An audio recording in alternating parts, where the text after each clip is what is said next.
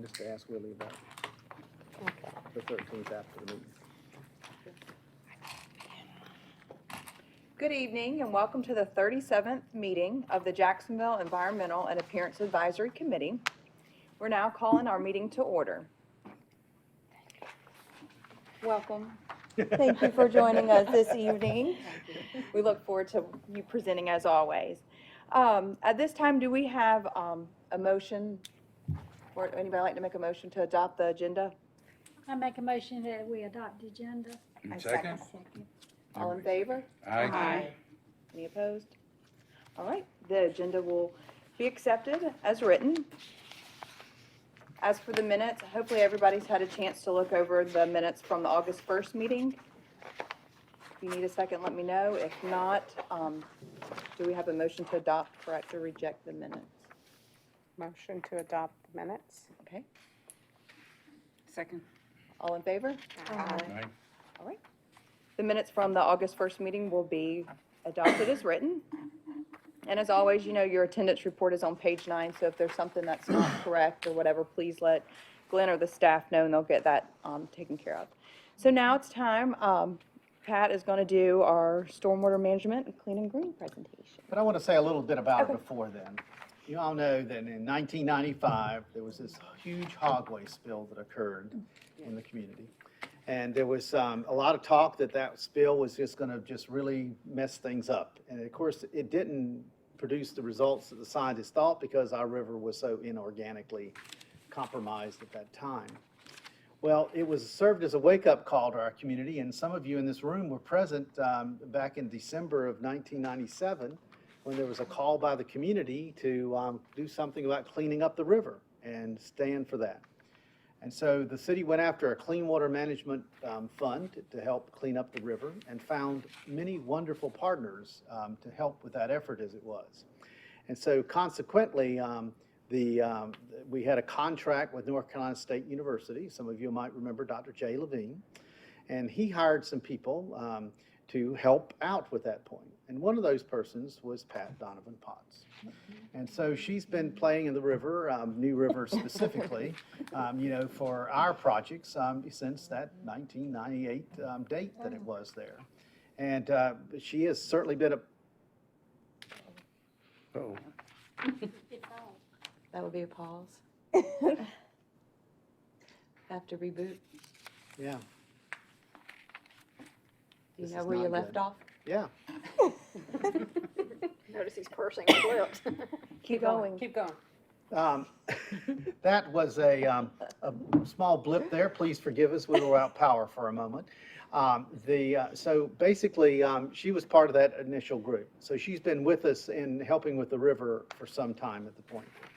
Well, most recently, though, she's been recognized for that work that she has done and the work she's done while a city employee for the river.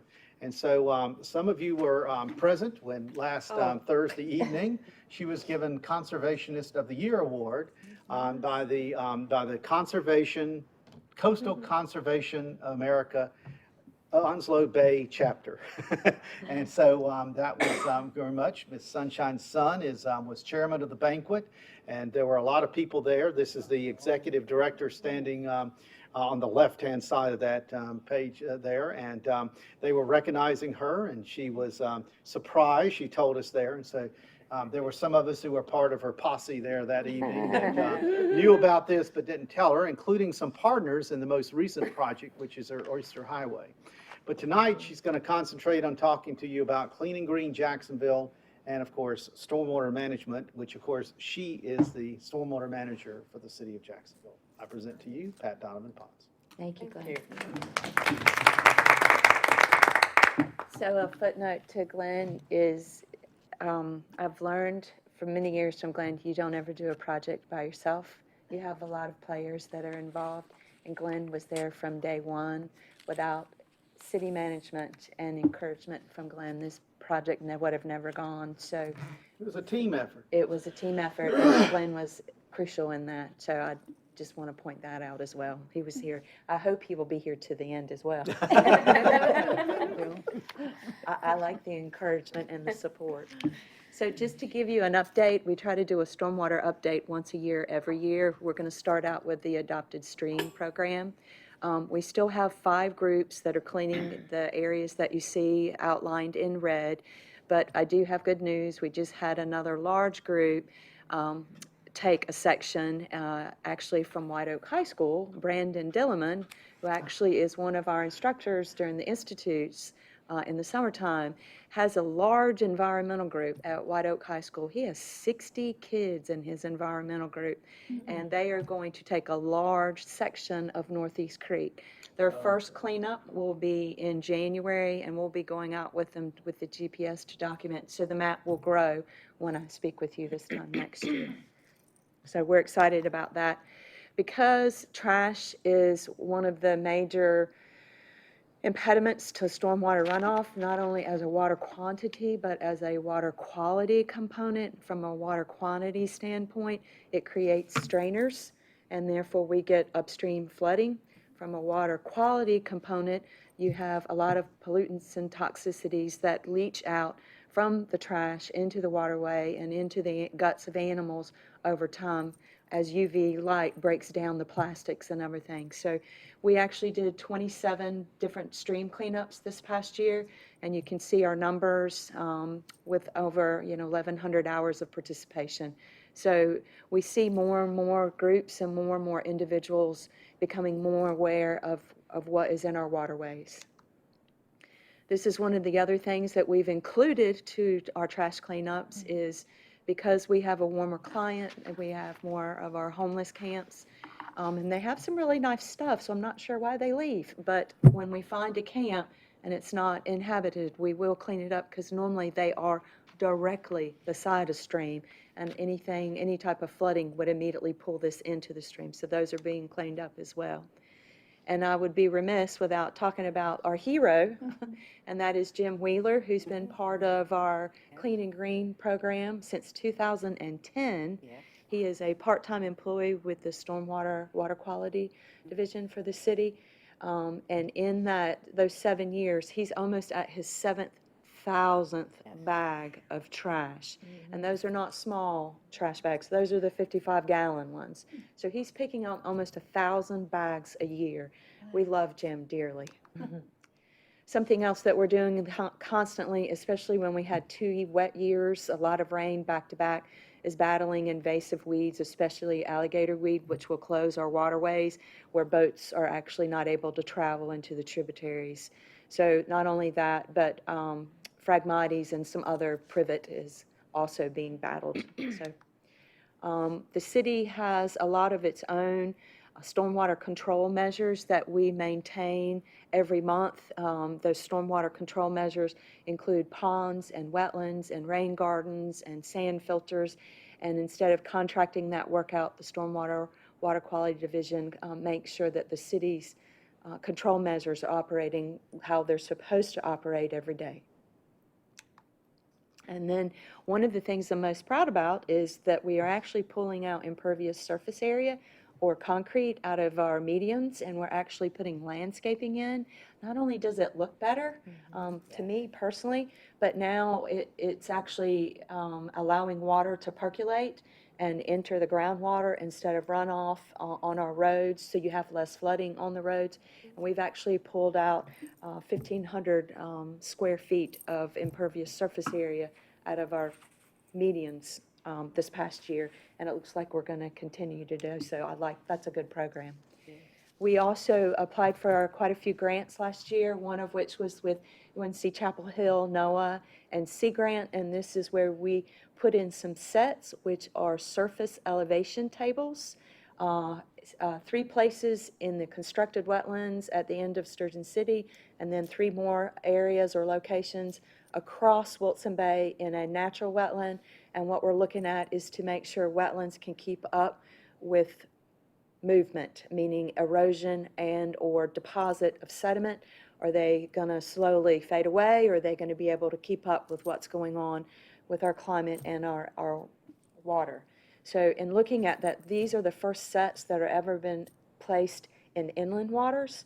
Everything else is along the intercoastal waterway, and looking at the wetlands, what will happen to wetlands along our beaches. Well, most municipalities are way up in a watershed. We need to know what's going to happen there as well.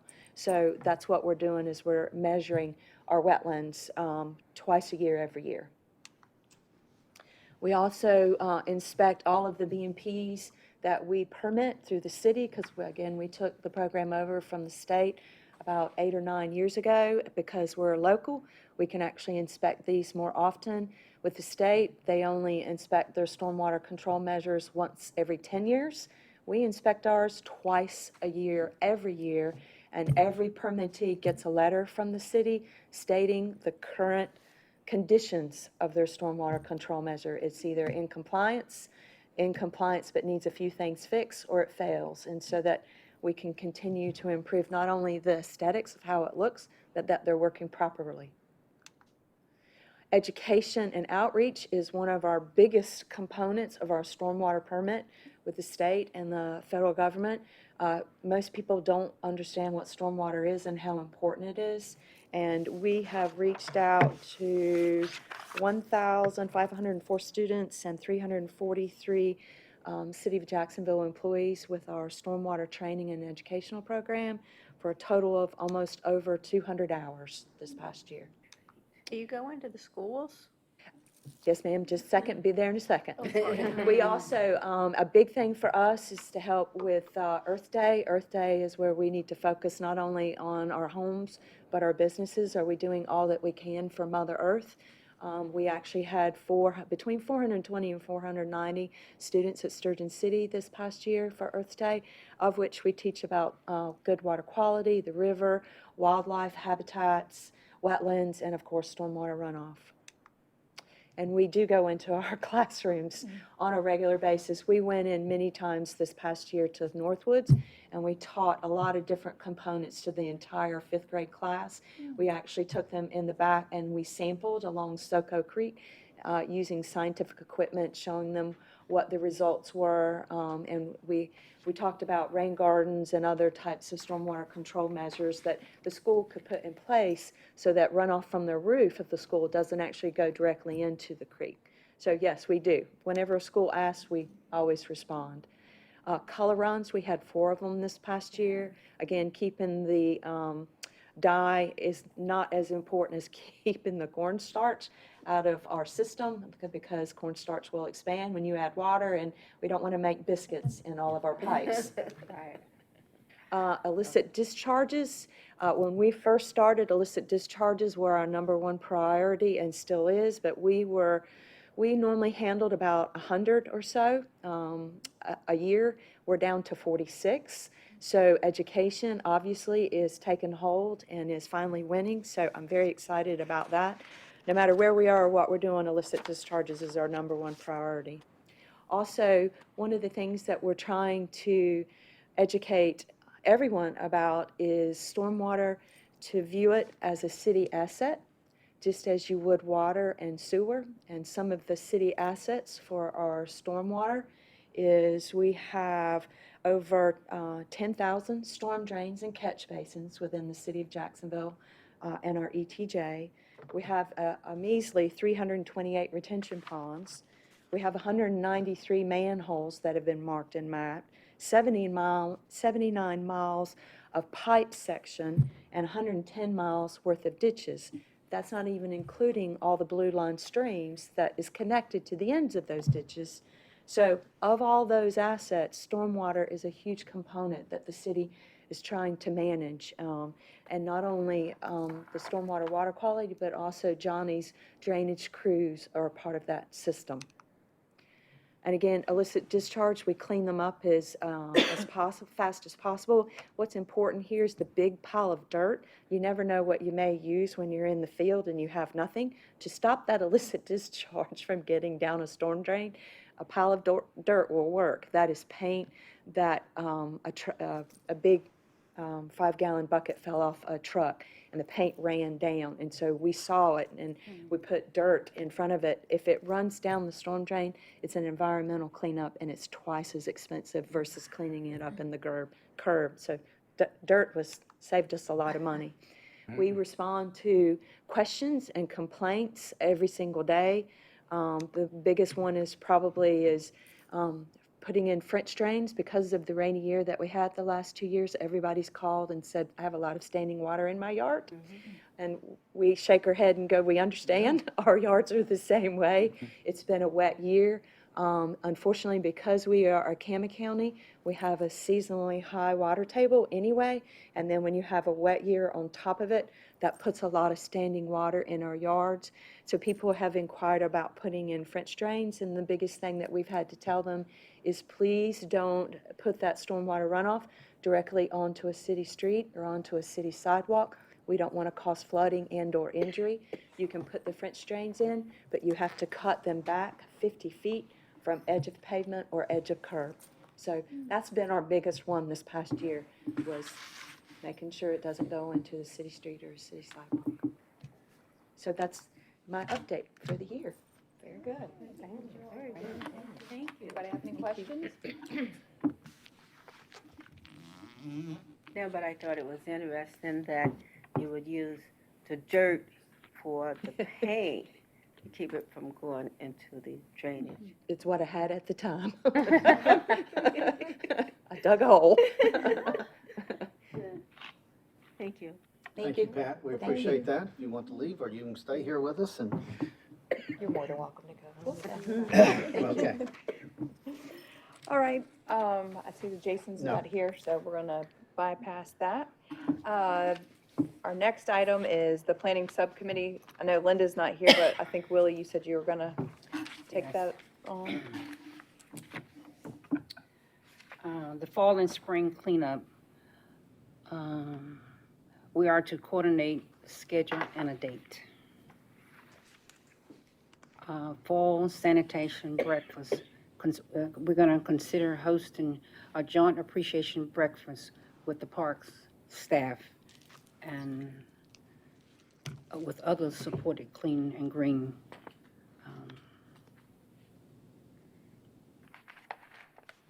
parties. Adopt a program.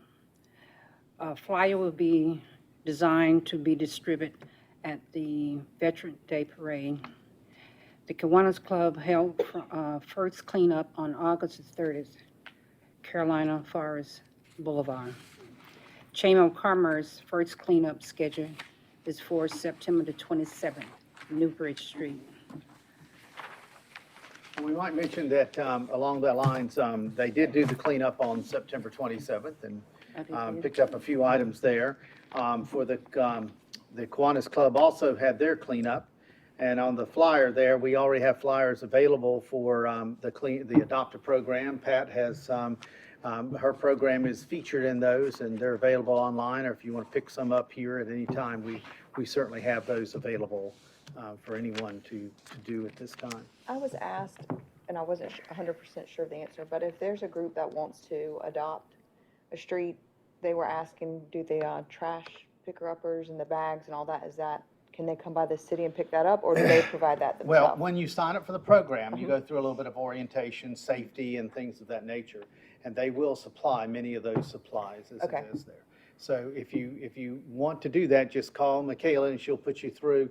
Basically now we have a point that says if you want to do a stream, they end up with Pat, because obviously there's some groups that the stream cleanups it's not appropriate that they are a part of because of the stress of, having to have canoes and kayaks or either waders and things like that as it was. And, we have a limited supply of those things. It is like, 60 is going to be a challenge. I can't wait to hear how that works. But, and then streets, obviously, the streets division works with them to help identify the appropriate street for them as it was. And as many people, want to sign up and get the street sign done, but you don't get the sign until you have done it twice. Oh, very good. And Is that a new rule? It's relatively new, yes, but it's been in effect since you've been chair. Which And, and also, it makes it so that, and they have to do the proper paperwork. They can't have the sign until then. So I think y'all definitely agree to that rule and think that's a good thing there, because there were a lot of abandoned, cleanups as it was there. So. But call us, we'll get you in, and Pat's always looking for somebody to go get muddy and dirty. And there was one other item she mentioned, One City Moment. That's coming That's up the- later in the agenda. Okay. All right, We'll handle it. our next subcommittee is recognition. Pat, you want to update us on that? Well, on Pat's behalf, if I may show Go these ahead. things Sure here. thing. You have the little ballot there, as it was.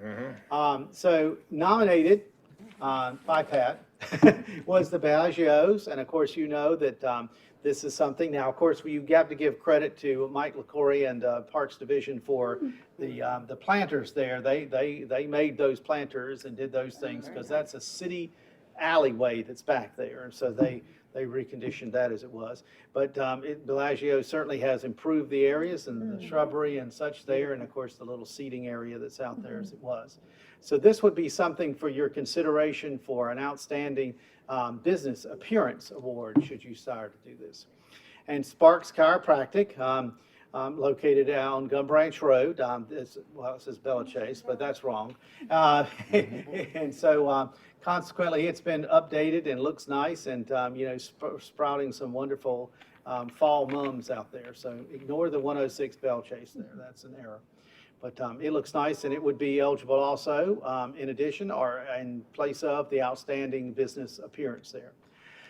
This is 103 West Bayshore. We took the names off these because we didn't want to call out the names here as it was, to be candid with you there.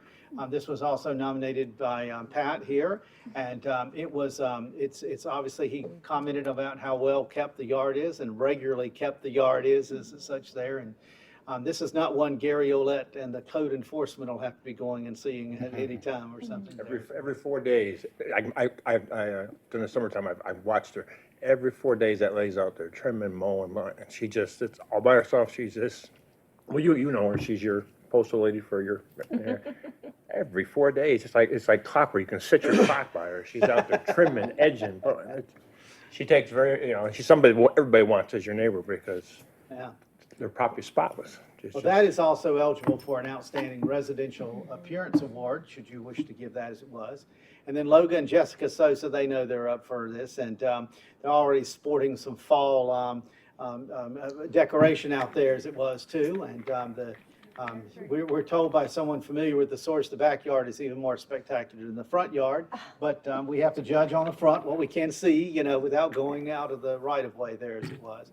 And so also was nominated, Mr. Blizzard nominated 205 Ordburn Drive.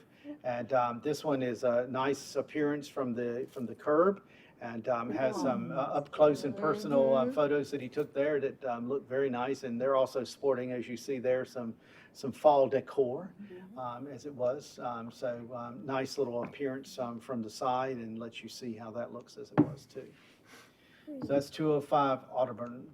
And so you have these nominated for you, and if you'll pass your ballot to the chair there, what you'd like to do. And again, you can vote for one or more, and you can do what you wish to do. And if you wish to nominate someone for outstanding holiday decor, you can do that.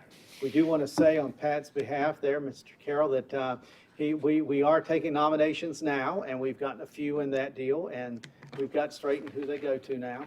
And and we have up here now about nominating it for festive decorations, and we're using that. We're going to change out the picture each month between, remember, we're October, November, December, and so we can see that as it was. And if I might continue just for a moment on the Holiday Lights Tour, there was a lot of consensus last year. Y'all wanted to do that again, but no consensus about what the date was. So we're seeing a majority of you have indicated now that you can go on December 13th, and we're going to launch that. So if we reach full consensus on that, what we want to do is to make that public, that if you want to be nominated and nominate your neighbor or somebody, let us know by that date so we can take you by there And the committee as a whole can look at those and make a decision about what you wish to do for awards. This time, we don't want to segregate Mr. Blizzard and Patrick Carroll in a different vehicle. So we're going to have a bigger vehicle so that you all can be everybody can be in the same vehicle. Mr. Blizzard. So. We mean the other guy? That's right. So, Mr. Chairman, that's what we have for the recognition subcommittee, and By my social media. And I think on the holiday lights tour, we're gonna meet here at 4:30, so we can leave at 4:45, is that that would correct? be Okay. what we suggest, and so we can go pick up some people that we might need to pick up. All right, and how long are we estimating? What is that, an hour and a half? Usually, it's about an hour and a half. Okay. All right, the next one is the tree board, which that's me. We have this, I'm gonna buy this for the people at home so they can see it. We've had this, it's in the process of being reprinted. There's a copy of it that you can get online. It's also available at the city hall. And it's gonna be put, I think, what did we say, at some of the funeral homes too, Ms. around Betty's town? going to help us with that. Okay, so that's out there for the memorials and honors program, and other than that, that's all I have for tree board. So that takes us to the one city moment. That's you, my friend. Yes, yes. As you know, we're all in the one city, and we'd love to hear any ideas that you folks have about a one city moment. We will mention that was nominated by the Planning Committee. They thought that the one city moment that they wanted to talk about was the Kiwanis Club doing a city cleanup, and it got featured obviously on the city's Facebook page, and many people reached out for that as it was and commended on that point there. For the Tourism Development Authority, they mentioned about the Montford Point ceremony, how that was certainly a moving ceremony, and there was something there. And also about how the Hero Mile got one of the things that the TDA funds is the creation of all our fallen heroes. There's a placard that memorializes them. At a time, we don't have everybody yet done, but we have about 95 people done so far. And we put out a large number of them during the Marine Corps Half Marathon. And I don't know if any of you saw the pictures on the city's Facebook page, but there were some people that had an emotional moment passing that while they were running, and seeing fallen heroes, including the 16 that died most recently that were connected to our base as it was. And this is unfortunately that happens, and many in this room obviously have given service to their nation and know this is the ultimate sacrifice, but that moment really let us know about how we all respect each other. How many will there be? You said there's, what, 95 right now? Yeah, we do them, we refresh the number every year. We take nominations. In fact, this year we have some nominations from some widows and some friends of someone who had passed. We're going to put them out again at the Remembrance Run that's going to be out the next weekend. So they'll be out in the Lejeune Memorial Gardens during that time. Nice. So that's what we have for the One City Moment. If anybody else wants to share a One City Moment, you're welcome to do so. What about if they did a story in the past and then did one in the future? For an example, a very famous, don't have to be famous, say something you did in the past, say 20 or 40 years ago, and then you show what it was like then in the past, and what that same event Or event, yeah. is today, and you do a comparison. We can do that. I mean, the point of this is to share amongst us things that typify what One City stands for, which is basically treating others like you'd like to be treated. And so consequently, the other things that we've mentioned and such there talk about how you treat the environment, how we like to treat each other, about people that throw litter out and things like that. And in the case of the fallen heroes, it's like we want to remember them. And that's why as One City, we think of things like that. So anything that's along that theme, we're very interested in that.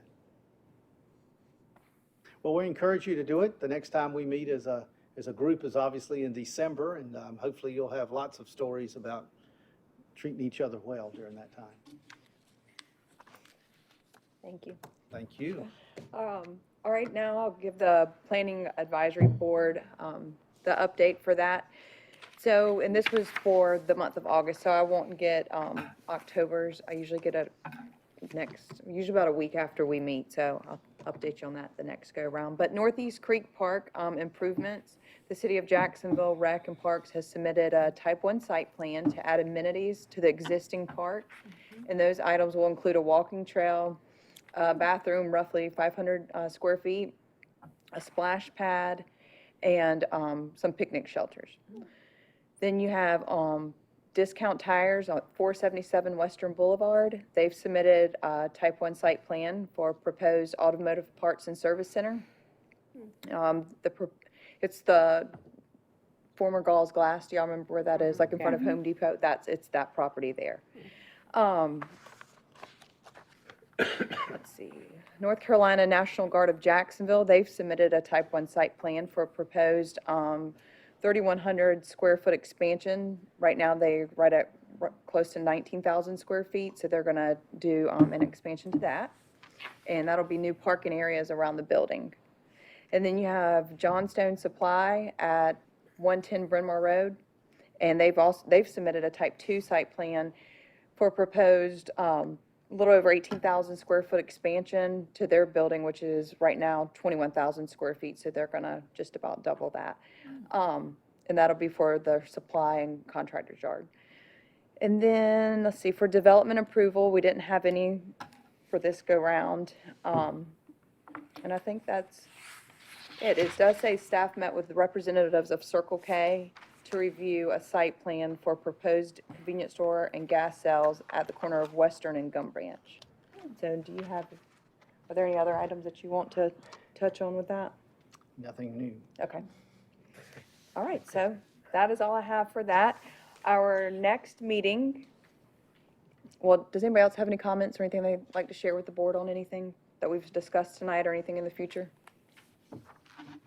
No, I would like to thank, I believe it was Mike LaCour group that right by Weston, over on the left side, there's Bryn Mawr. Actually, we're really, really pleased. The shrubbery is gone. It looks nice. And of course, my husband would love to paint it so it would look really nice. But thank you. Thank you, Rossi. Does anybody else have anything they would like to share? All right, so our next meeting will be December 7th at 6 p.m. So we'll meet then, and then we'll see each other again about a week later for the holiday tour. All right, do we have a motion to adjourn? I make a motion to adjourn. Second. All in favor? Our meeting is adjourned. Thank y'all. Okay. How come I got an invitation to the Beirut Memorial Observation?